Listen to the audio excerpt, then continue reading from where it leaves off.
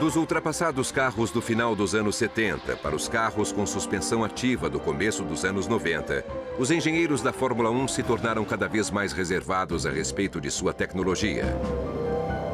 Na época em que a suspensão ativa foi proibida, em 1993, os pilotos da Fórmula 1 tinham um ótimo ajudante a bordo, um poderoso computador.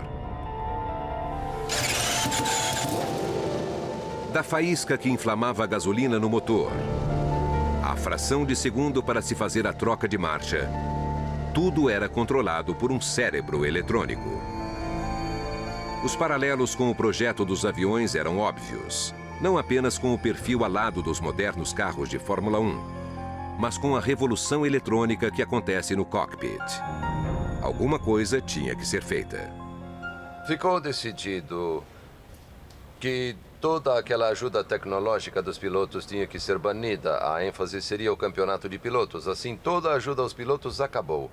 Havia uma alternativa que era dizer que a FIA lançaria unidades de controle eletrônicos normais que seriam fornecidas em todos os motores, mas no final eles concluíram que as montadoras ficariam assustadas porque isso estaria passando por cima da sua tecnologia. E pela primeira vez desde 1930, as montadoras voltaram para a Fórmula 1 exatamente por causa de seu perfil altamente técnico.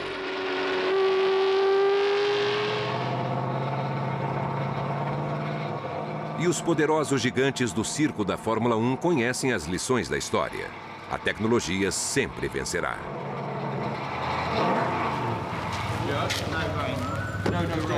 Os aviões e os carros surgiram no começo do século XX.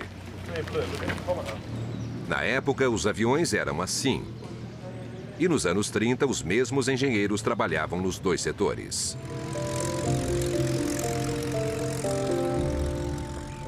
Por causa da resistência e da flexibilidade, a indústria dos aviões, valoriza bastante essas qualidades. E por isso havia uma poderosa sinergia nas corridas de carro, porque se queria construir um carro que fosse ao mesmo tempo o mais leve e o mais forte possível. Essas ações simultâneas estavam em toda parte. Sempre que os velhos carros de corrida eram descartados, os fantasmas dos aviões também eram. Os cockpits dos carros guardam uma evidente semelhança com os cockpits dos aviões. Grandes entradas de ar. Fortes refrigeradores. Largos escapamentos caíam bem tanto em um caça como em um Maserati. Rodas de liga leve, leves e fortes. O suave fluxo de ar pelo trem de pouso, aplicado no chassis dos carros com sucesso.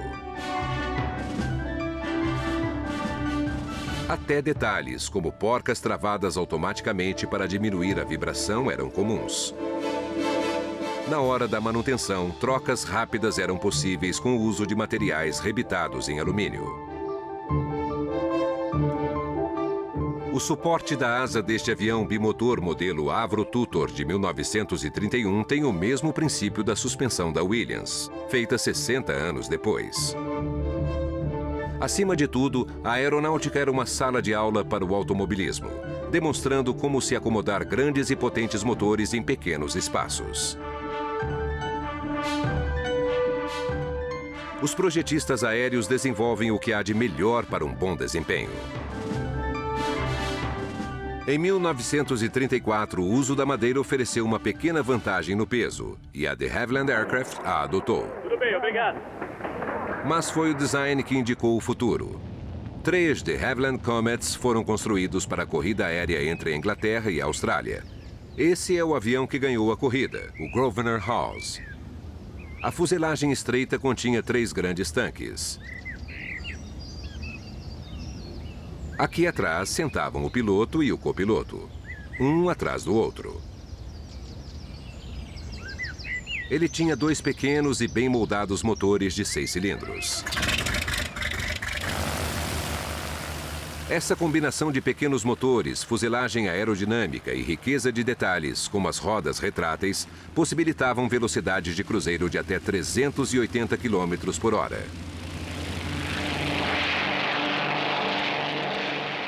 Esse arranjo voltaria 5 anos depois na forma do mais rápido bombardeiro da Segunda Guerra, o Mosquito.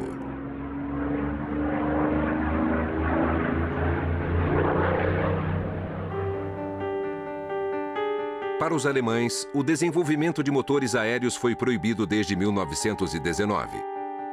Ao contrário do que se costuma ver quando a tecnologia aeroespacial influencia os carros de corrida, na Alemanha, o automobilismo ajudou a manter a tecnologia de motores atualizada.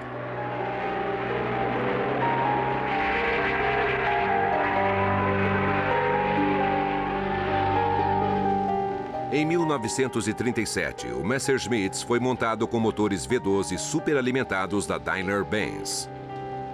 Logo depois, foi adicionada a injeção direta de combustível. As semelhanças com os carros de corrida eram visíveis. Menos de 10 anos após o fim da guerra, a Mercedes voltava a correr. O W196 era quase invencível. O motor de 8 cilindros com injeção direta era claramente baseado nos aviões.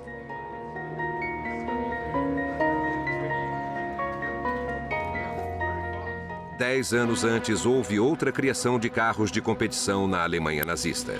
O carro da Auto Union era bem diferente.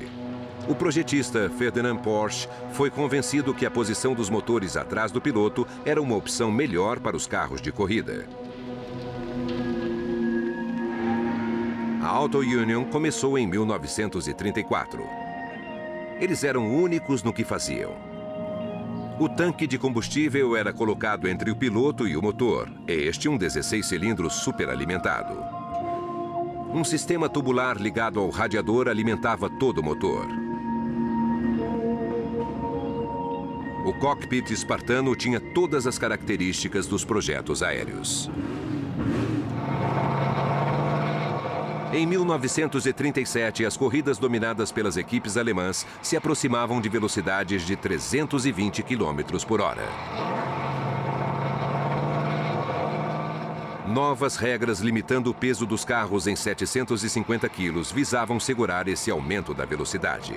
A ideia era limitar o tamanho e a potência dos motores, mas o desenvolvimento de novos materiais mais leves simplificou e diminuiu o tamanho dos componentes, fazendo as restrições terem pouco efeito. A Mercedes foi a que mais se beneficiou. Os carros da Porsche tiveram problemas de projeto. A suspensão revolucionária e os motores altos e pesados os tornaram impossíveis de se guiar.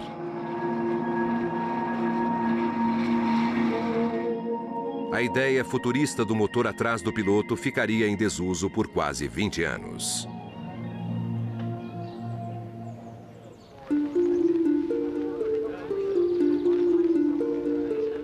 Em 1951, pilotos novos e aspirantes se misturavam aos mais antigos e mais experientes.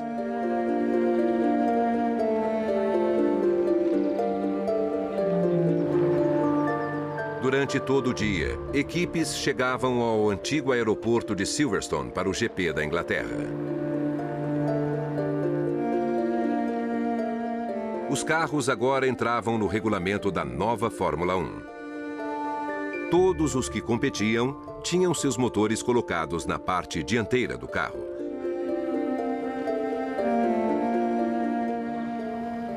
Era um esporte estranho por contar com a participação de ricos amadores. E eles estavam apenas se divertindo, não tinham nenhuma disciplina e não havia muita organização. A falta de segurança daquela época era uma coisa assustadora. O motor ficava na frente do carro, o piloto usava uma camiseta, um capacete de linho e uma calça de algodão. Não havia cintos de segurança. Não existiam áreas de escape, não havia guardrails.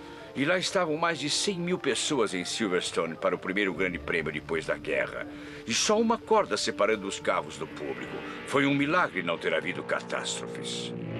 Os espectadores atrás das cordas dificilmente viam um carro amarelo ganhar uma corrida. Nas corridas do começo da década de 50, os carros vermelhos, tradicionais da Itália, tinham os melhores motores e ganhavam quase todas.